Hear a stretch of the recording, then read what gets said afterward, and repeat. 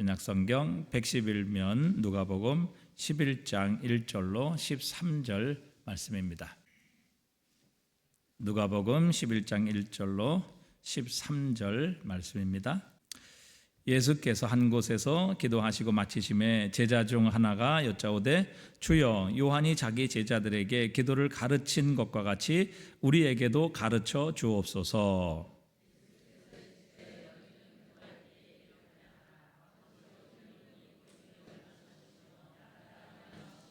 우리에게 일용할 양식을 주시옵고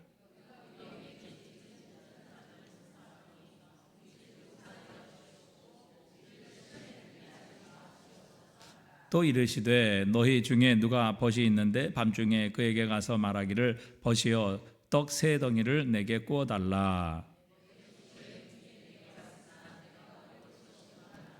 그가 안에서 대답하여 이르되 나를 괴롭게 하지 말라. 문이 이미 닫혔고 아이들이 나와 함께 침실에 누웠으니 일어나 내게 줄 수 없노라 하겠느냐.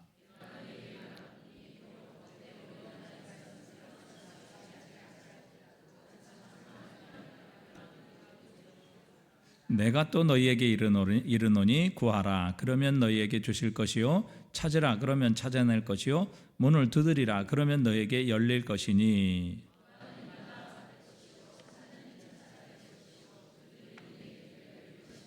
너희 중에 아버지 된 자로서 누가 아들이 생선을 달라 하는데 생선 대신 뱀을 주며. 함께 읽습니다. 너희가 악할지라도 좋은 것을 자식에게 줄 줄 알거든 하물며 너희 하늘 아버지께서 구하는 자에게 성령을 주시지 않겠느냐 하시니라. 아멘. 한국교회는 세계 어느 교회보다 기도에 대해서 많이 강조를 한 그런 민족이죠. 또 아직까지도 우리 한국교회는 열심히 기도하고 있습니다. 우리나라에서는 대부분의 교회가 다 새벽 기도도 하고 또 지금은 많이 없어졌습니다만은 심야 기도회를 합니다. 그러나 세계 어느 교회, 유럽 교회를 가든지 또 미국의 교회를 가든지 새벽 기도회를 하거나 이렇게 철야 기도 혹은 심야 기도를 하는 교회는 거의 찾아볼 수가 없습니다. 제가 한번 영국 교회 가서 간증을 했는데 우리 한국 교회는 새벽 5시에 일어나서 기도한다. 그렇게 얘기를 하면 깜짝 놀랍니다. 어떻게 새벽 5시에 사람이 일어날 수 있느냐. 그렇게 깜짝 놀랍니다. 그리고 한국 교회의 기도의 부흥에 대해서 너무 많은 관심과 또 궁금증을 가지고 있는 것을 보게 됩니다. 세계에서 우리나라처럼 이렇게 기도원이 많은 그런 나라도 별로 없습니다. 안타까운 것은 지금 이 기도의 열정 또 기도에 대한 헌신들이 점점 식어져 가고 사라져 가기 때문에 제가 올해도 기도원을 갔다 왔습니다만 기도원에 저 혼자밖에 없더라고요. 아무도 찾아오는 사람이 없어요. 그래서 기도원이 더 이상 운영되지 못하고 또 기도원이 문을 닫는 곳이 점차 늘어가고 있는 이런 안타까운 심령입니다. 물론 한국교회의 기도가 기복적인 그런 문제가 있기도 한 것도 사실이지만 그러나 타의 추종을 포로하는 이 한국교회의 기도에 대한 열정 그리고 기도에 대한 열심이 오늘 한국교회가 이 세계교회 2000년 역사 가운데 유례를 찾아볼 수 없는 이 놀라운 부흥 그리고 복음의 확장을 가져왔다는 것은 어느 누구도 부인하지 못할 것입니다. 그래서 교회는 기도를 아무리 강조해도 지나치지 않습니다. 여러분, 우리의 구주이시고 또 우리의 진정한 모델이 되시는 우리 주 예수 그리스도를 한번 보십시오. 예수님은 그분의 공생애를 40일의 금식 기도로 시작하셨습니다. 공생애를 사시면서 식사할 겨를도 없으셨던 그렇게 바쁘신 주님께서 그 사역 가운데서도 그 피곤한 가운데서도 예수님은 새벽 미명에 일찍 그리고 밤에 규칙적으로 하나님 앞에 나와 엎드려 기도했고 무릎 꿇고 기도하셨습니다. 그리고 땀방울이 핏방울이 되도록 기도하신 후 십자가에서 죽으시고 또 모든 공생애를 바치시는 것을 우리에게 친히 보여주셨습니다. 그러면 그렇게 이 땅에서 기도로 사역을 시작하시고 기도로 하나님의 능력과 힘을 공급받으셨고 기도로 하나님의 뜻을 아시고 그 뜻에 순종하셨던 예수님께서 하늘로 승천하신 후에 주님은 도대체 하나님 보좌 우편에서 지금 뭐 하고 계시느냐 하는 것이죠. 로마서 8장 34절에 보니까 이렇게 말씀하십니다. 함께 읽어보겠습니다. 누가 정죄하리요? 죽으실 뿐 아니라 다시 살아나신 이는 그리스도 예수시니 그는 하나님 우편에 계신 자요 우리를 위하여 간구하시는 자신이라. 아멘. 여러분, 예수님께서 지금 하나님 보좌 우편에서 뭐 하고 계셔요? 뭐 하고 계셔요? 네? 뭐 하고 계신다고요? 간구하고 계신다. 네, 기도하고 계신다. 그 말이죠. 오늘도 예수님은요, 하나님 보좌 우편에서 저와 여러분을 위해서 기도하고 계세요. 그래서 우리가 오늘 여기에 있는 거고요. 우리가 다시 넘어지고 또 고난 가운데 있을지라도 다시 일어날 수 있는 힘과 능력을 우리 하나님으로부터 공급받게 되는 것입니다. 여러분, 예수님이 지금 나를 위해서 기도하고 계신다. 성도들이 저를 위해서 기도하고 있습니다. 제가 이런 이야기를 들을 때마다 얼마나 감사하고 또 얼마나 힘이 나고 정말 이렇게 두 손을 내려놓고 있다가도 다시 한번 주먹을 불끈 쥐고 다시 시작해야지 그런 마음이 듭니다. 근데 여러분, 예수님께서 지금 하나님 보좌 우편에서 나를 위해 기도하고 계신다. 여러분, 이것을 한번 상상해 보십시오. 아니, 상상이 아니라 지금 실제로 주님께서는 하나님 보좌 우편에서 나를 위해 기도하고 계신다. 그렇게 말씀하고 계시잖아요. 그러니까 여러분, 힘을 내셔야 합니다. 다시 일어서셔야 합니다. 우리가 반드시 승리할 수 있습니다. 예수님께서 나를 위해 기도하시는데 우리가 하지 못할 일이 어디 있겠습니까? 그래서 성경에서는 우리에게 쉬지 말고 기도하라, 무시로 기도하라, 또 낭망하지 말고 기도하라, 기도에 대한 명령이 얼마나 많은지 모릅니다. 이것을 보면 그리스도인에게 있어서 기도란 얼마나 중요한지 알 수 없습니다. 자, 우리가 하나님의 말씀을 우리 영혼에 뭐라고 그럽니까? 네? 하나님의 말씀 우리 영혼에 양식이라. 그렇게. 그러면 기도를 우리 영혼에 뭐라고 그래요? 호흡이다. 그렇게 표현하죠. 여러분, 이 호흡을요, 호흡하지 않고는 살 수 있는 사람이 없죠. 호흡하지 않고는. 호흡하지 않는다는 얘기는 그 사람이 사망했다는 겁니다. 그래서 여러분, 응급실에서도 인공이라도 억지로라도 사람의 기계의 손을 빌려서라도 인공 호흡을 시키는 겁니다. 왜요? 그 호흡이 끊어지면 그 사람은 죽은 것이기 때문에 그렇죠. 여러분, 호흡하지 않고 살 수 없죠. 마찬가지로 그리스도인이 기도하지 않고는 제대로 된 삶을 살 수가 없습니다. 근데 많은 분들이 기도를 언제 하는가 하면요, 어려울 때만 합니다. 힘들 때만 해요. 자기 힘으로 살아갈 수 없을 때만 기도한단 말이죠. 여러분, 호흡을 힘들 때만 합니까? 잘 나갈 때는 숨 안 쉬고 사는 분이 있어요? 그런 사람 없잖아요. 여러분, 기도를 우리의 영혼의 호흡이라고 하면 여러분, 기도해야 될 때 힘들고 어려울 때는 기도하고 잘 나갈 때 문제 없을 때는 여러분 호흡을 멈춘다면 우리 영혼이 어떻게 되겠습니까? 그러니까 여러분, 우리가 기도하지 않으면서 우리의 모든 환경과 또 우리의 모든 육체적인 조건이 완벽하고 잘 갖춰져서 그렇기 때문에 기도하지 않는다면요, 여러분, 우리 영혼과 환경은, 우리 육체와 환경은 좋고 편할지 모르지만요, 우리의 영혼은 지금 메말라 죽어가고 있다. 왜? 기도는 영혼의 호흡인데 호흡하지 않고 있는 그 영혼이 제대로 살아갈 수 있겠느냐 하는 것이죠. 기도가 이만큼 중요한 겁니다. 그래서 여러분, 우리가 정말 힘들고 어려울 때 하나님의 도우심을 필요로 할 때도 기도해야 되지만요, 잘 나갈 때도 기도해야 합니다. 오히려 잘 나갈 때 더 위험한 때입니다. 그렇죠? 힘들 때는 주님 없이는 살 수 없다고 우리가 그렇게 주님 의지하고 주님께 기도하고 또 주님을 사랑하고 또 주님만 바라보잖아요. 그러나 잘 나갈 때, 아무 문제 없을 때 그래도 여러분 하나님 의지합니까? 그래도 하나님만 사랑합니까? 그렇기 때문에요, 잘 나갈 때 더 위험한 겁니다. 그렇기 때문에 잘 나갈 때 더 기도해야지요. 그만큼 기도는 우리의 신앙과 삶에 있어 결정적인 영향을 미칩니다.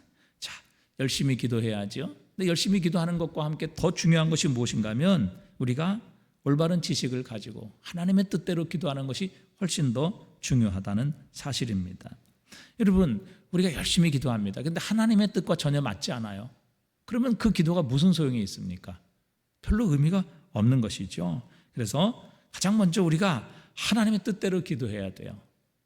하나님께서 기뻐하시는 뜻을 따라서 기도해야 된단 말이죠. 그렇지 않으면 기도가 응답되지 않아요. 자, 그러면 우리의 기도가 하나님, 나 이렇게 기도했는데도 응답이 왜 안 되나요? 이렇게 하나님 앞에 오랫동안 기도했는데 왜 아직도 들어주시지 않나요?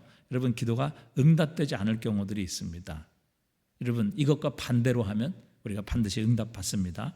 자, 첫 번째, 우리가 언제 기도의 응답이 안 되는가? 야고보서 4장 2절에 보니까요, 너희가 얻지 못하면 구하지 아니하기 때문이요 그랬어요. 여러분, 가장 먼저 우리가 응답받지 못하는 것은 하나님께 구하지 아니하기 때문이라 말씀하셔요. 여러분, 많은 사람들이 그 하나님의 풍성한 은혜, 그 바다와 같이 넓고 깊은 은혜가 있음에도 불구하고 그것을 우리의 것으로 누리지 못해요. 공급받지 못한다고요. 그 이유가 무엇입니까? 주님 말씀하세요. 너희가 얻지 못하면 무엇하지 아니하기 때문이라? 구하지 아니하기 때문이라. 하나님은 구하는 자에게 주시겠다, 그렇게 약속하셨어요. 그래서 여러분, 우리가 힘들고 어렵고 잘 살지 못하고 또 많은 위기와 고난 가운데서 넘어지고 실패하는 이유는요, 절대 하나님을 탓할 필요가 없습니다. 다른 잘 되는 사람 시기할 필요가 없어요. 우리가 얻지 못하는 것은 구하지 아니하기 때문이요 라고 말씀하십니다. 우리가 잘 부르는 찬양 가운데 기도할 수 있는데 왜 걱정하십니까? 기도하면서 왜 염려하십니까? 기도할 수 있는데 왜 실망하십니까? 기도하면서 왜 방황하십니까? 네, 좀 음이 틀리지만 여러분 다 이해를 하실 것 같아요. 주님 앞에 무릎 꿇고 간구해 보세요. 마음을 정결하게 뜻을 다하여 기도할 수 있는데 왜 걱정하십니까? 기도하면서 왜 방황하십니까? 여러분, 기도할 수 있는데 왜 걱정하시고, 기도할 수 있는데 왜 염려하시고, 기도할 수 있는데 왜 방황하시며, 기도할 수 있는데 왜 낙심하고 실망하시느냐 하는 것이죠. 핵심은 그겁니다. 구하는 자에게 주신다는 것이죠. 너희가 얻지 못하면 구하지 아니하기 때문이라. 그 다음에 두 번째는 구하여도 받지 못하는 것은 우리의 정력으로 쓰려고 잘못 구하기 때문이라. 야고보서 4장 3절에 그렇게 말씀하시죠. 함께 읽어볼까요? 구하여도 받지 못하면 정력으로 쓰려고 잘못 구하기 때문이다. 여러분, 우리가 기도를 열심히 하는데, 기도를 많이 하고 오래 하는데 결국 이 기도의 내용이 무엇인가 하면 정력으로 쓰려고 구하기 때문에 하나님께서 우리의 기도에 응답하시지 않는다, 그렇게 말씀하세요. 그러니까 악한 것을 구한 것 아니죠. 전혀 잘못 없는 것들을 위해 기도하지만 그러나 하나님께서 허락하시지 않습니다. 왜요? 그것을 구하는 사람의 동기가 잘못되어 있기 때문에. 뭐가 잘못되어 있기 때문에? 동기, 우리 마음의 중심이 잘못되어 있기 때문에. 그래서 자신의 이기적인 욕심을 위해 구하는 것이죠. 그렇게 기도하면 기도의 능력을 잃어버리게 되는 것입니다. 세 번째, 자, 이사야서 59장 1절부터 한번 읽어보겠습니다. 여호와의 손이 짧아 구원하지 못하심도 아니요 귀가 둔하여 듣지 못하심도 아니라 오직 너희 죄악이 너희와 너희 하나님 사이를 갈라놓았고 너희 죄가 그의 얼굴을 가리어서 너희에게서 뭐하지 않게 하심이니라 듣지 않으시게 함이니라 그랬어요. 그러니까 여러분, 우리가 아무리 하나님 앞에 처음 가장 간절한 기도인 금식 기도하고 아무리 때를 써서 기도할지라도 여러분, 기도에 응답받지 못하는 또 다른 이유는 무엇인가 하면 하나님과 우리 사이에 가로막힌 죄가 있기 때문이라 이렇게 말씀하십니다. 그것은 자백하지 않은 죄일 수 있어요. 지금 마음에 품고 있는 죄일 수도 있어요. 분노를 품고 있고 또 미움을 품고 있고 용서하지 않는 마음을 가지고 있으면서도 하나님께 기도 응답해 달라고 간절히 기도하는 것, 이런 그것은 우리의 기도가 하나님의 귀에 하나님께서 들으시지 못하도록 그것을 가로막고 있는 것이다, 그렇게 말씀하십니다. 그러니까 우리의 죄를 회개하지도 않고 가장 중요한 문제인 죄를 처리하지도 않으면서 자신의 다급한 상황만을 하나님께 간절히 기도한다면 여러분 그 기도는 응답되지 않는다는 것입니다. 시편 69편 66편 18절에도요. 내가 나의 마음에 죄악을 품었더라면 주께서 듣지 아니하시리라 그랬어요. 내 마음에 죄악을 품고 있으면 하나님께서 내 기도를 듣지 않으시리라. 그래서 우리가 하나님의 응답받기 위해서 먼저 우리 죄를 회개해야 돼요. 하나님께 제사 드리기 전에 먼저 자신의 원수들과 가서 화해하고 와서 하나님께 제물을 드리고 예배를 드리라. 그렇게 말씀하신 것처럼 여러분 기도할 때도 마찬가지죠. 우리의 마음속에 죄악을 품고 있으면서도 하나님 앞에 간절히 기도한다면 우리의 기도는 응답되지 않을 것입니다. 자, 그 다음에 네 번째는 야고보서 1장 5절부터 함께 읽어보겠습니다.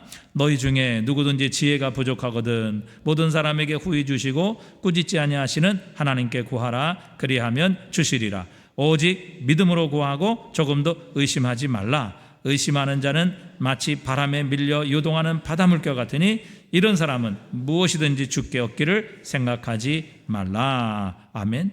자, 무엇으로 기도하라는 말씀이에요? 무엇으로 기도하라는 말씀이죠? 네? 무엇을 가지고 기도하라? 믿음을 가지고 기도하라. 자, 6절 한번 다시 보여주세요. 6절. 자, 6절. 오직 무엇으로 구하고 조금도 뭐 하지 말라. 의심하지 말라.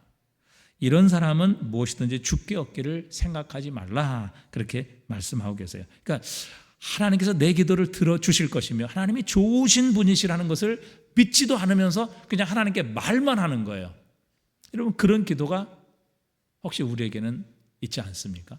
하나님께서 분명히 살아계시며 그분이 내 기도를 들으시고 그분이 내 기도에 가장 좋은 것을 주시는 분이시다.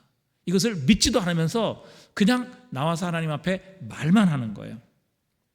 그런 믿음이 없는 기도는 하나님 결코 응답하시지 않으신다. 믿음으로 구해놓고 의심하는 사람, 이거 역시 받을 수가 없다는 것이죠. 여러분 믿음의 기도는 심는 것을 의미해요. 그런데 의심은 뭐냐면 뽑는 것을 의미해요. 여러분 기도해놓고 또 의심하고 기도해놓고 의심하고 그러면 심고 나서 또 뽑고 심고 나서 뽑고 열매가 있어요? 기도에 응답이 있을 수 없는 거죠. 왜? 믿음으로 기도하고 조금도 의심하지 말아야 되는데 믿음으로 기도를 해서는 의심하는 거예요. 이게 응답이 될까? 하나님이 정말 이런 기도 들어줄 수 있을까? 하나님이 정말 나를 사랑하시는가? 늘 기도해놓고 또 의심해요. 그러면 내가 뿌린 기도의 씨앗을 다 뽑아버리는 겁니다. 결국 기도했지만 의심하는 사람은 아무것도 수확할 수 없는 것이죠. 그래서 여러분 기도할 때 믿어야 합니다. 하나님은 살아계시고 그분은 자기를 찾는 자들에게 좋은 것을 주시는 분이시며 자기를 찾는 자들에게 반드시 상 주시는 이심을 믿어야 한다고 주님 말씀하세요. 이 조지 뮬러의 기도 수첩에 보면 이 사람이 참 하나님 앞에 얼마나 분명한 믿음을 가지고 기도했는가 하는 그런 이야기가 나옵니다. 한 번은 이 사람은 한 번도 자신이 가진 소유를 가지고 이 고아원을 운영한 적이 없다고 그래요.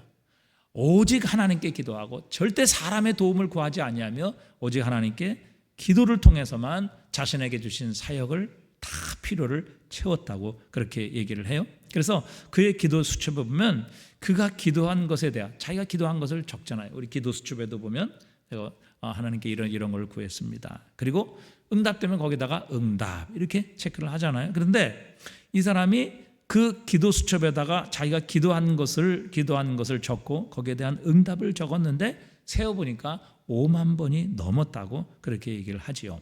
하루는 식당에서 음식하는 조리사가 찾아왔습니다. 걱정스러운 얼굴로 찾아와서 뮬러 선생님, 오늘 점심 먹을 빵이 없습니다. 어쩌지요? 이렇게 얘기를 했어요. 뮬러는 평소와 같은 침착한 태도로 말합니다.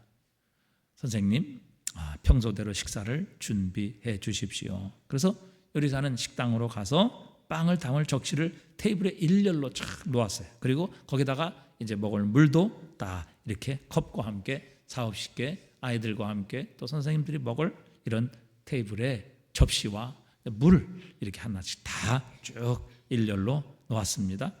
그래서 이제 그 테이블에는 모든 식탁에 접시와 물이 다 준비가 되어 있어요. 이렇게 식사 준비가 끝난 요리사는 다시 초조한 얼굴로 이 뮬러를 찾아왔습니다. 선생님, 식사 시간 15분 전입니다. 뮬러가 그래요. 알고 있습니다. 걱정하지 마십시오. 하나님께서는 우리의 기도를 반드시 들어주실 것입니다. 요리사는 식당으로 돌아갔고 밀로는 또 하나님 앞에 기도하는 자리로 가서 하나님 앞에 무릎 꿇고 기도합니다. 기도를 마친 밀로는 틀림없이 하나님께서 자신의 어린아이들에게 빵을 먹여주실 것을 확신을 가지고 다시 돌아왔습니다. 요리사가 또 왔어요. 선생님, 5분 전입니다.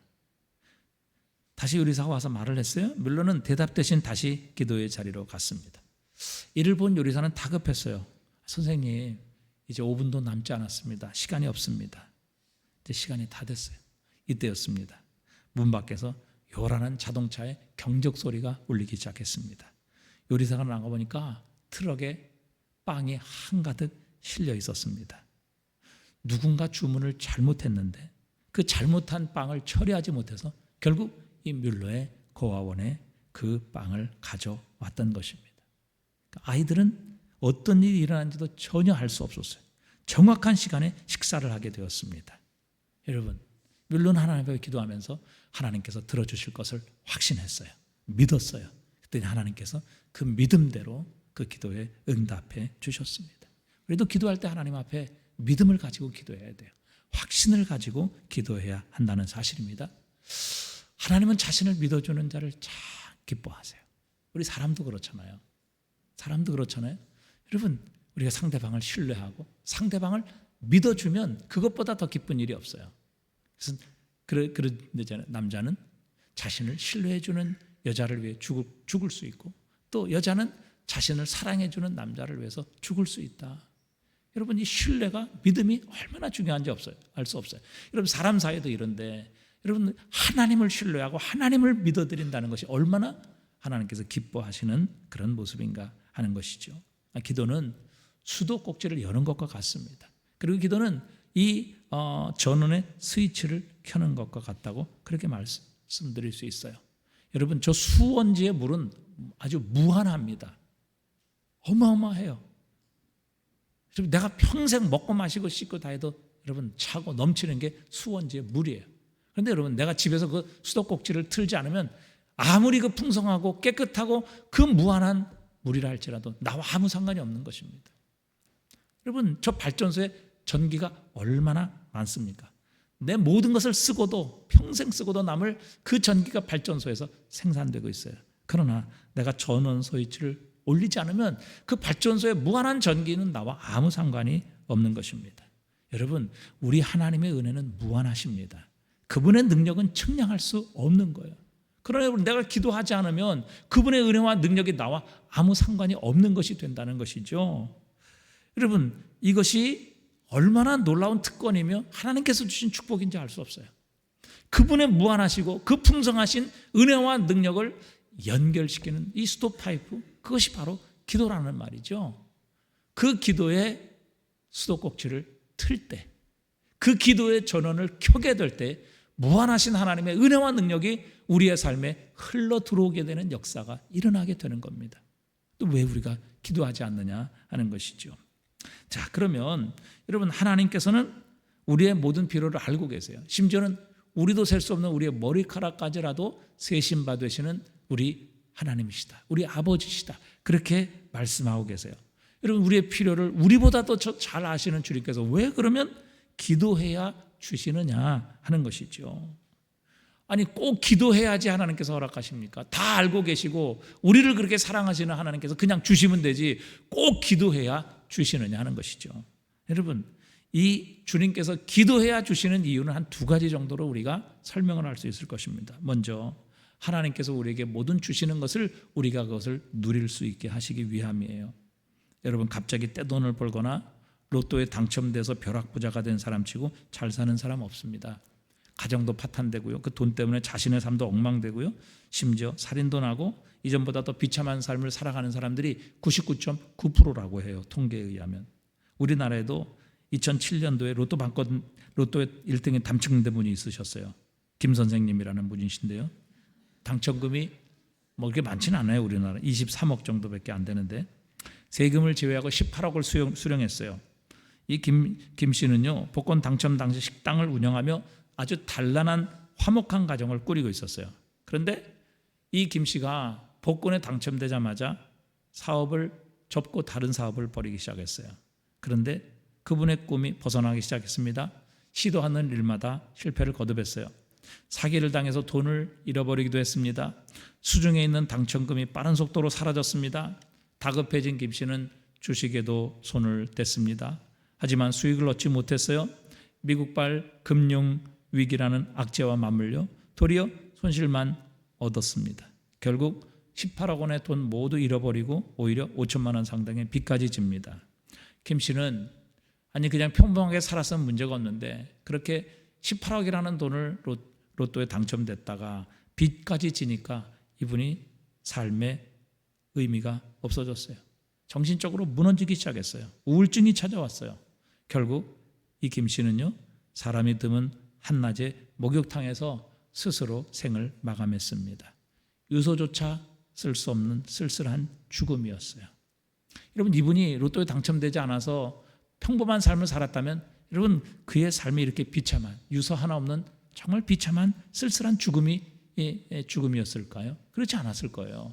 그런데 갑자기 18억이 당첨되니까 준비되지 않는 그의 삶에 이런 고통과 이런 여러 가지 어려움이 찾아오게 된 것이죠. 이런 일이 너무 많아요. 우리나라에도 어떤 분은 로또에 당첨돼 가지고 자기 부모님에게도 돈 주고 또 형제들의 집도 사주고 막 이랬는데 결국에는 이 돈이 없어지자 그 형제들에게 돈을 좀 빌리고 또 담보로 잡혀서 이렇게 하다가 형제들끼리 싸움이 나가지고 결국 그 형이 칼로 동생을 목숨을 빼앗아가는 이런 일이 있었어요. 그래서 그 로또를 당첨된 사람이 결국 감옥에서 그의 삶을 마감하게 되는 이런 일들도 있게 된 거예요.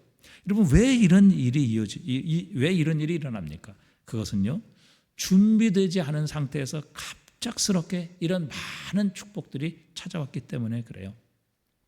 우리 신앙생활도 다르지 않거든요. 기도 없이 하나님께서 그 은혜를 주시면요, 효과적으로 그 은혜를 누리지 못해요. 그것을 감당하지 못한단 말이죠. 우리가 관리하지 못해요. 왜? 그런 그릇으로 준비되지 않았기 때문입니다. 하나님께서 우리를 준비시키는 거예요.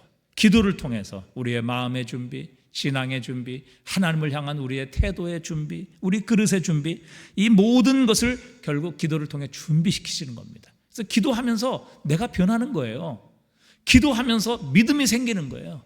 기도하면서 하나님만 바라보는 거예요. 기도하면서 하나님을 의지하는 거죠. 그래서 기도를 통해서 내가 준비되고 내가 변화되는 겁니다. 그런 그릇으로 만들어져 가는 거예요. 그때에 하나님께서 우리의 기도에 응답하시면 그 축복을 우리가 관리할 수 있는 겁니다. 그 축복을 진정 우리의 삶의 에너지와 힘의 원동력으로 사용할 수 있는 것입니다. 그 축복 때문에 타락하지 않을 수 있는 그런 역량이 준비되는 것이죠. 그렇지 않고 그저 하나님께서 무조건 축복을 달라고 해서 주셨다? 여러분, 100이면 100 준비되지 않으면 여러분, 우리는 그것 때문에 타락합니다. 그 축복 때문에 오히려 망하는 거예요. 그런 일들이 우리 주변에 얼마나 많이 있습니까? 그다음에 기도해야 주시는 이유 중에 하나는, 여러분, 기도하지 않으면 이거 누가 주셨는지 어떻게 알아요? 우연히 찾아온 것이고, 또 내가 잘했더니 이렇게 됐다, 다 이렇게 생각하지 않겠어요? 하나님 주신 것이라고 생각 안 해요. 하나님께 영광을 돌리지 않아요. 하나님께서 주셨는데도 불구하고 그 주신 하나님을 전혀 생각하지 않아요. 그러나 기도해서 응답받으면 하나님께서 주신 것이라는 것을 우리가 확신하고 하나님께 영광을 돌릴 수 있어요. 자, 그 다음에 다른 하나는요, 확신 가운데 평안을 누리게 하시기 위함이에요. 하나님께서 주신 줄을 알면 어떤 상황에서도 우리가 평안할 수 있어요. 두려워하거나 불안해하지 않을 수 있어요. 예를 들어서 우리가 그런 경우가 많잖아요. 둘 중에 어떤 것을 선택해야 될 것인가? 직업을 선택할 때도, 또 우리가 학교를 선택할 때도, 또 배우자를 선택할 때도 둘 중에 어떤 것을 선택해야 할 것인가? 여러분, 우리가 갈등할 때가 굉장히 많잖아요. 그때 기도를 통해서 하나님의 인도를 받으면 하나님께서 나에게 인도하시는 길이라는 것을 확신할 수 있고, 그리고 앞으로도 우리가 하나님께서 나의 길을 인도하시고 함께 하실 것이라는 것을 확신할 수 있어요. 제가 처음 우리 신일교회를 부임하게 될 때 하나님께 간절히 기도했습니다.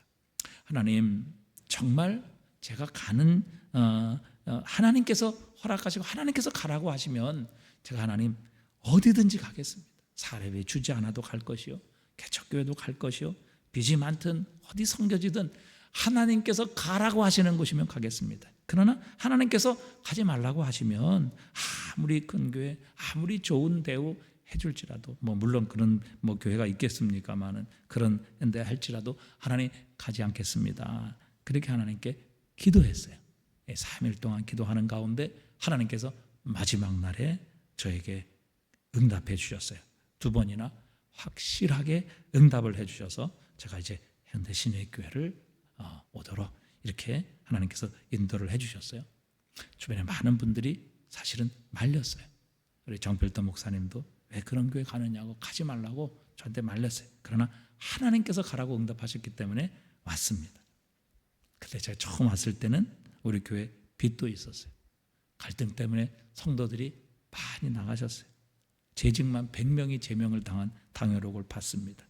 주일학교도 없었어요. 그러나 하나님께서 가라고 응답하셨기 때문에 확신을 가지고 전 순종했어요. 그리고 하나님께서 함께 하실 것이라는 확신을 가지고 하나님 앞에 엎드려 기도했습니다. 그랬더니 하나님께서 이렇게 좋은 성도들 만나게 해주셨어요. 이렇게 좋은 교회로 하나님께서 세워주셨어요. 여러분, 우리가 하나님의 응답을 받으면 확신을 가지고 그 길을 걸어갈 수 있는 거예요. 그래서 하나님께서 우리에게 기도하라. 그래서 기도해서 응답받으면 내가 어느 길을 가든지, 그 길이 선교사의 길이든지, 정말 그들이 아무 사람이 알아주지 않고 또 아무런 어떤 대가가 주어지지 않는 길이라 할지라도 하나님께서 응답하셔서 가는 길이라고 하면 우리는 확신을 가지고 기쁨으로 그 길을 걸어갈 수 있는 것입니다. 그래서 우리가 하나님 앞에 이렇게 기도하는 것이 필요한 거예요. 자, 오늘 본문의 비유는 2가지를 우리에게 교훈하고 있어요. 첫 번째, 우리의 기도가 간절한 강청의 기도여야 하고, 2번째는 그것은 믿음과 신뢰의 기도여야 한다. 그때 하나님께서 우리의 기도에 기쁨으로 응답해 주실 것이다 말씀하십니다. 물론 아무 것이나 강청한다고 하나님 응답해 주시지 않습니다. 그래서 하나님께서 오늘 이 11장 11장 우리 5절부터 보면 비유가 나오잖아요. 5절부터 친구의 집에 가서 떡을 빌리는 그런 비유가 나오는데, 자, 이 비유가 나오기 전에 먼저 하나님께서 주님이 가르치신 기도에 대해서 주님께서 교훈을 하세요. 그 이유가 무엇인가 하면, 여러분, 주님께서 가르치시는 기도는 무엇인가 하면 기도의 내용이 무엇이어야 할까를 이렇게 가르쳐 주시는 거예요. 기도에 무엇이 있어야 한다고요? 내용이 무엇이어야 하는가를 가르쳐주고 있고, 그 다음에 5절부터 나오는 친구의 집에 가서 떡을 빌리는 이 비유는 기도의 자세, 기도의 태도에 대해서 우리에게 가르쳐 주시는 교훈이에요. 그래서 이 2가지는요, 무엇을 기도해야 될 것인가 하고 어떻게 기도해야 될 것인가 하는 2가지를 우리에게 가르쳐 주세요. 자, 그래서 여러분, 어떻게 기도할 것인가 보다 더 중요한 것이 무엇을 기도할 것인가죠. 처음에도 말씀드린 것처럼 여러분, 하나님 기뻐하시지 않는 것을 우리가 아무리 기도한들 응답되지 않는다는 것이죠. 그래서 주님께서 우리에게 먼저 무엇을 구해야 될 것인가, 기도의 내용을 가르쳐 주세요. 그래서 기도할 때 너희는 이렇게 기도하라. 주님 말씀하세요. 하늘에 계신 우리 아버지 이름이 거룩히 여김을 받으시오며 하나님의 이름이 영광과 찬송을 받으시기 위해 나라가 임하시오며 하나님의 나라가 이 땅 가운데 우리 가운데 임하기를 기도하고, 날마다 우리에게 필요한 일용할 양식을 기도하고, 또 우리가 죄 지은 사람을 용서해 준 것 같이 우리의 죄를 용서해 달라고 기도하고, 또 우리를 시험에 들게 하지 말기를 하나님께 기도하라. 이 기도의 내용들이거든요. 이게 기도의 내용들을 가지고 하나님 앞에 기도할 것을 말씀하시고, 오늘 5절부터 나오는 비유는 그거예요. 그런 기도를 드릴 때 어떤 태도를 가지고 하나님 앞에 기도해야 하는가를 말씀하시죠. 기도의 내용이 좋아야 되죠. 하나님 기뻐하시는 뜻 안에 있어야죠. 그런데 여러분, 기도의 내용이 아무리 좋으면 뭐합니까? 여러분, 들어주시면 좋고 안 들어주셔도 말고, 여러분, 이런 태도로 기도한다. 또 믿져봐야 본전이지 이런 식으로 기도를 한다고 하면, 이런 태도와 자세를 가지고 기도한다면 과연 우리가 1시간, 2시간, 3시간 앉아서 기도한들 우리의 기도가 응답될 것인가? 하나님은 그것이 아니라 우리에게 말씀하세요. 그래서 이 비유를 우리에게 말씀하시는 것이거든요. 자, 왜 하나님께서는 우리의 태도가 하나님 앞에 강청하는 기도, 오늘 주님께서 이렇게 비유로 말씀하십니다. 내가 벗됨으로 인하여는 주지 않을지라도 그랬어요. 비록 8절에 보니까 비록 벗됨으로 인하여서는 일어나 주지 아니할지라도, 이게 뭐예요? 친구 관계를 통해서는 내가 너에게 이제 줄 수가 없다. 왜? 너무 늦었고 이제는 다 우리 문 닫았고 더 이상 이제는 우리 이 가족들이 다 잠이 들었기 때문에 결코 내가 너와 친구의 관계로 인해서는 줄 수 없다. 그런데 뭐예요?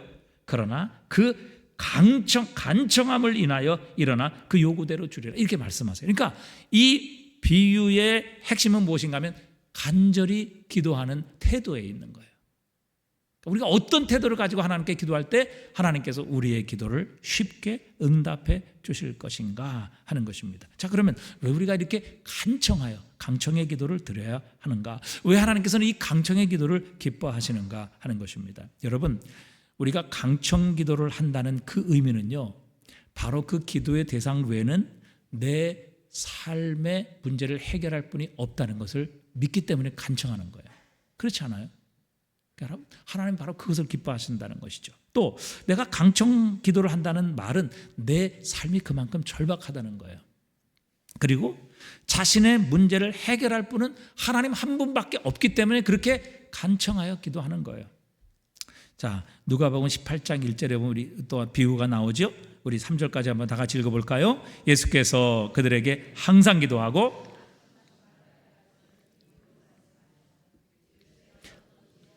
두려워하지 않고 사람을 무시하는 한 재판장이 있는데 그 도시에 한 과부가 있어 자주 그에게 가서 내 원수에 대한 나의 원한을 풀어주소서 하되 그랬어요.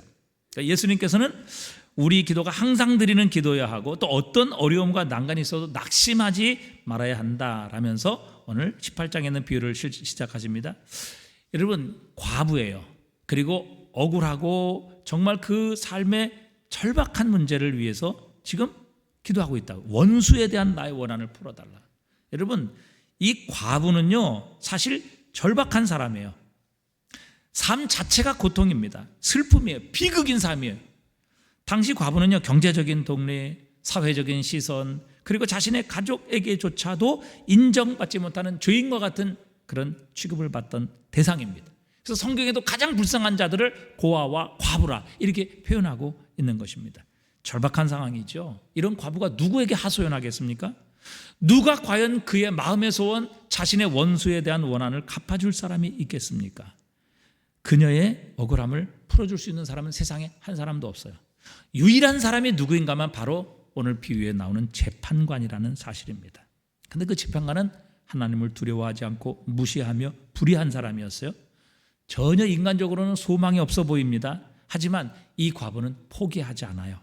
매일 찾아갑니다. 여러분, 무시당했지만 또 찾아가요. 밥 먹을 때도 찾아가고 쉴 때도 찾아가고 일할 때도 찾아가고 볼일 볼 때도 찾아가고 그가 즐거운 시간을 보낼 때도 불의한 재판관을 찾아갔어요. 그래서 결국 불의한 재판관이 이 과부의 손을 들어줍니다. 이유가 무엇이죠? 이유가 무엇이에요? 지겨워서요. 그러니까 이 사람 들어주지 않으면 난 도저히 살아갈 수 없을 만큼 이 과부가 자신을 그렇게 괴롭히는 거예요. 포기하지 않는 거예요. 그래서 진절머리가 나서 결국에는 이 불의한 재판관이 결국 이 여인의 소원을 들어준다는 거예요. 그런데 여러분, 하물며 우리를 사랑하셔서 자신의 독생자까지 내어주신 하나님께서 그 자녀들의 강청함을 들어주시지 않겠느냐 이렇게 말씀하고 계세요. 그래서 여러분, 이 비유의 핵심도 그겁니다. 이 기도도 마찬가지예요. 우리의 기도의 태도가 어떻게 될 것인가? 하나님 외에는 다른 사람이 없습니다. 하나님 외에는 내 문제를 해결할 길이 없습니다. 하나님만이 하실 수 있습니다. 이런 절박한 마음으로 오직 하나님만이 나의 고통과 아픔과 이 상황을 바꾸실 수 있는 유일한 분이라는 이 믿음을 이른 심정을 가지고 하나님께 나아갈 때 주님께서는 참지 않으시고 기다리지 아니하시고 우리의 기도에 속히 응답해 주시리라, 그렇게 약속하고 있어요. 그래서 여러분, 이 과부처럼 한번 하나님께 매달려 보세요. 귀찮을 정도로 하나님께 기도해 보세요. 일어나자마자 하나님께 기도하시고 밥 먹으면서도 기도하시고 길거리를 지나가시면 차를 타고 다니시면서도 교회 오셔서도 또 집에서 주무시기 전에도 늘 하나님께 기도해 보세요. 여러분, 불의한 재판관, 하나님도 두려워하지 않는 이 악한 재판관도 그렇게 간청했을 때 이 과부의 소원을, 그 간청을 들어주었는데 하물며 하늘에 계신 하나님께서 우리에게 오래 참으시겠느냐 그렇게 말씀하고 계셔요. 그래서 결론이 이렇죠. 18장 7절에 보니까 하물며 하나님께서 그 밤낮 부르신 택하신 자들의 원한을 풀어주시지 아니하시겠느냐, 그들에게 오래 참으시겠느냐. 8절 다 같이 읽어보겠습니다. 내가 너에게 이르노니 속히 그 원한을 풀어주시리라. 그러나 인자가 올 때에 세상에서 믿음을 보겠느냐 하시니라. 우리의 기도의 태도가 어떻게 해야 될 것인가 하는 것을 우리에게 가르쳐 주십니다. 마지막 결론. 자, 하나님께서 우리의 기도에 좋은 것으로 응답해 주시는 분이심을 믿어야 합니다. 하나님 좋으신 분이심을 믿어야 한다는 것이죠. 여러분, 이스라엘 백성들이 가데스바네에서 가나안 땅에 들어가는 실패한 결정적인 실패는 뭐예요? 인생의 실패, 민족의 실패의 원인이 뭐예요? 하나님을 좋으신 분이라고 안 믿었다고요. 우리를 멸망시키기 위해서 이곳으로 데리고 왔다. 우리를 죽이기 위해서 이곳으로 데려왔다. 여러분, 5달란트, 2달란트, 1달란트 만든 자가 그 주인으로부터 책망받고 영원한 심판을 받던 그 근본적인 이유가 어디에 있어요? 주인을 나쁜 사람으로 봤다고요. 여러분, 우리가 하나님을 어떤 분으로 보느냐에 따라 우리의 태도, 하나님을 향한 우리의 자세가 결정되는 것입니다. 여러분, 하나님께서는요, 우리가 기도하면 기도한 대로 주신 것이 아니라 우리가 원하고 생각하는 것보다 훨씬 더 좋은 것으로 주시는 좋으신 하나님이심을 우리가 믿어야 합니다. 히브리서 11장 6절 우리 한번 다 같이 읽어보겠습니다. 믿음이 없이는 하나님을 기쁘시게 하지 못하나니 하나님께 나아가는 자는 반드시 그가 계신 것과 또한 그가 자기를 찾는 자들에게 상 주시는 이심을 믿어야 할지니라. 아멘. 여러분, 우리 부모들도 자녀들이 구하는 것보다 더 좋은 것 주기를 원하잖아요. 하물며 우리를 사랑하셔서 독생자까지 우리를 위해 내어주신 우리 아버지 하나님께서 가장 좋은 것으로 주시지 않겠느냐 하는 거예요. 기도할 때 물론 우리의 소원이 이루어지는 과정에서 어려움도 있습니다. 그러나 항상 마지막에 보면 주님께서 우리가 생각하고 계획했던 것보다 훨씬 더 좋은 것으로 많이 주시는 것임을 우리의 삶에서 경험할 수 있어요. 사랑의 교육하는 목사님, 또 명성교회 김상환 목사님이 그분이 간증하시는 거 있어요. 자기들이 처음 개척할 때 지금 같은 규모의 교회를 전혀 생각하지 않으셨다, 그렇게 얘기를 해요. 소박한 꿈을 가지고 교회를 개척했는데 하나님께서 자신들의 계획, 자신들의 소원보다 넘치도록 채워주셨다, 이렇게 간증하고 있어요. 여러분, 우리 모두에게 이런 간증이 있지 않아요? 여러분, 저의 인생을 돌아봐도 하나님께서 항상 제가 생각하고 계획하는 것보다 늘 넘치고 풍성하게 채워주신 하나님 고백할 수밖에 없어요. 제가 처음 부산에 왔을 때 정말 아무것도 가진 것이 없는 빚만 가지고 가방 2개를 가지고 왔어요. 처음에 이제 하나님께 기도할 때, 하나님, 제가 한국에 들어가면 아무것도 가진 것이 없기 때문에 사택을 주는 교회에 들어가야 됩니다. 그렇게 기도를 했어요. 그래서 이제 처음 이제 소영력교회를 왔는데 돈이 하나도 없잖아요. 사택을 얻어야 되는데 마침 이제 부목사들에게는 4천만 원, 그 당시에 지금으로부터 한 27년 정도 됐죠. 4천만 원을 이제 대출을 해줬다고요. 4천만 원 가지고 집을 얻어야 돼요. 그래서 지금 수영 현대 밀락 현대 아파트 거기 이제 21평짜리인가요? 거기 이제 찾아서 이제 얻으려고 그랬는데 그 전세가 얼마냐 하면 4,500만 원이었어요. 또 500만 원 모자라잖아요. 그래서 이제 아이고 500만 원 없어서 이제 안 되겠다. 그래서 이제 복덕방에서 주인하고 저하고 또 이제 교회 사무장 집사님 이제 만났어요. 그랬더니 저 아무 말도 안 했는데 그 집 주인이 그러는 거예요. 아이고 이게 4,500만 원 받아봐야 다 빚인데 그냥 4천만 원 하십시다. 그 주인이 그러는 거예요. 제가 아무 말도 안 했어요. 네. 제가 뭐 깎아달라, 돈 없으니까 좀 어떻게 해달라, 전혀 그런 얘기 안 했어요. 근데 주인이 먼저 와서 아이고 그거 뭐 많이 봐야 빚인데 그 4천만 원 하십시다, 이렇게 주인이 얘기를 하는 거예요. 그래서 그 4천만 원에 얻었어요. 그리고 뭐 생각해 보세요. 가방 2개 갖고 왔는데 애들 2에 뭐 살림이 있어야 되잖아요. 근데 제가 살던 그 집 주인이, 그 부인이 도망갔어요. 그래갖고 살림이 고스란히 다 있는 거예요. 침대부터 시작해가지고 소파, 그 다음에 수저도 다 있고요. 그 다음에 모든 이 주방에 기구 없는 게 없어요. 안 그러면 다 사야 되는데 그것도 몽땅 해가지고 100만 원만 주세요 그러더라고요. 그래서 집안에는 모든 살림을 다 해서 뭐 그 침대도 그때 뭐 좋은 침대, 가죽 침대 뭐 이런 거, 그 다음에 뭐 그 소파에다가 심지어 애들 뭐 이런 장난감까지도 다 분이 나가갖고 자기가 그걸 어디 처리할 수가 없는 거예요. 그래서 100만 원 이제 어디서 빌려가지고 100만 원 줬어요. 저는 하나님께 사택만 구했는데 하나님께서 거기 살림까지도 다 모든 것을 채우셔서 이제 그때는 이제 제가 먼저 왔죠. 그래서 집사람이 이제 아이들하고 와서 거기서 살 수 있도록 하나님께서 응답해 주신 거예요. 여러분, 하나님께서는 우리가 구하는 것만 주시는 분이 아니시라 하나님 기뻐하시면요, 그 구하고 생각하는 것에 넘치도록 채워주시는 분이세요. 여러분, 여러분의 삶 속에서도 너무 경험이 많죠. 간증이 많죠. 여러분, 바로 우리 하나님이 그런 하나님이시라는 것을 확신해야 한다는 것이죠. 그래서 오늘 오늘 본문에도 말씀하시잖아요. 너희 중에 아버지 된 여로서 누가 아들이 생선을 달라는데 생선 대신 뱀을 주며 알을 달라는데 전갈을 주겠느냐? 너희가 악할지라도 좋은 것으로 자식에게 줄 줄 알거든 하물며 너희 하늘 아버지께서 구하는 자에게 성령을 주시지 않겠느냐? 성령은 하나님이 주시는 최고의 선물이거든요. 나중에 뭐 다시 한번 설명할 길이 있겠지만 왜 성령이 최고의 선물인가? 그건 이제 또 나중에 문제예요. 하나님께서는 어쨌든 우리가 구하고 생각하는 것을 늘 넘치도록 하시는 분이시며 구하는 자에게 가장 좋은 것을 주시는 하나님이시다. 그러니까 그 하나님을 우리가 믿어야 된다는 것이죠. 그 확신을 가지고 기도해야 우리의 기도가 응답될 수 있다. 하나님께서 우리에게 말씀하고 계세요. 우리 모든 성도들이 사업을 하면서 또 직장 생활을 하면서 우리의 자녀들을 키우면서 매일의 삶 속에서 정말 우리가 구한 것보다 더 넘치도록 채우시는 그 하나님을 좀 경험하실 수 있으면 좋겠어요.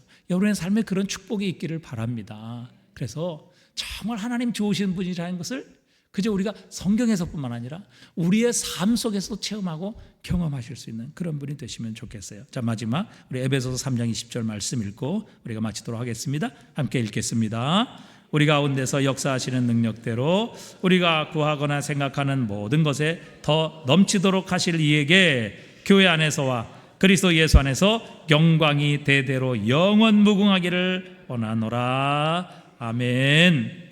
오늘도 정말 우리의 기도의 내용, 그리고 우리의 기도의 태도, 그리고 내 모든 기도를 응답하실 수 있고 억울함과 문제를 해결하실 수 있는 분이 오직 하나님 한 분밖에 없다는 이 믿음을 가지고 또 그 주님께서는 우리가 구하고 생각하는 것에 능히 넘치도록 채우시는 좋으신 아버지이심을 확신함으로 우리가 이 하나님 앞에 이 밤에 기도할 때 하나님께서 기쁨으로, 아니 정말 주체하실 수 없으셔서 우리의 기도에 응답하시는 이 놀라운 은혜가 우리와 함께 하실 줄 믿습니다.